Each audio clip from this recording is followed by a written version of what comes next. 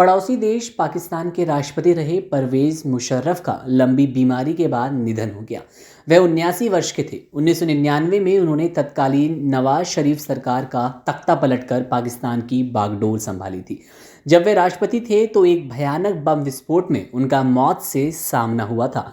अपनी आत्मकथा in the line of fire a memoir में परवेज मुशर्रफ ने लिखा कि 14 दिसंबर 2003 को जब वे राष्ट्रपति थे तब कराची से चकलाला एयरफोर्स बेस पर उनका विमान लैंड किया और विमान लैंडिंग के बाद वेस्ट रावलपिंडी आर्मी हाउस से 4 किलोमीटर दूरी पर था और इस्लामाबाद से 10 किलोमीटर दूर।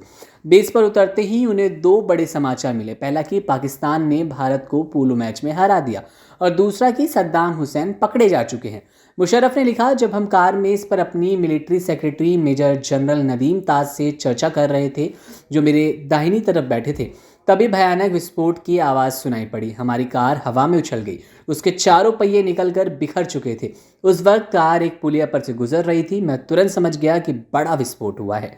पूर्व तानाशाह ने लिखा है कि तब उनके मिलिट्री सेक्रेटरी ने बताया कि वह एक बड़ा धमाका था जिसमें 3 टन वजनी उनकी मर्सिडीज कार हवा में उड़ गई थी।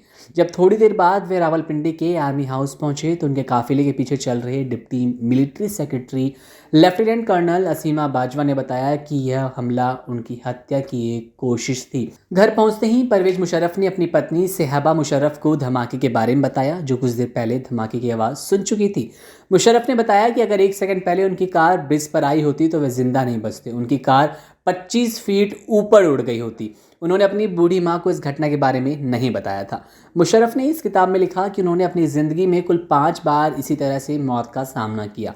एक बार तो आतंकियों ने उन्हें घेर लिया था, लेकिन किसी तरह जान बच गई। एक बार बचपन में भी पेड़ से गिरने के बाद वे बच गए। मुशर्रफ ने लिखा कि जब वे 17 अगस्त 1988 को जियाउल हक विमान C-130 क्रैश हुआ, तब भी अपनी किस्मत से वे बच गए, क्योंकि लास्ट मिनट में उनकी जगह दूसरे अधिकारी को ब्रिगेडियर ने नियुक्त कर दिया था।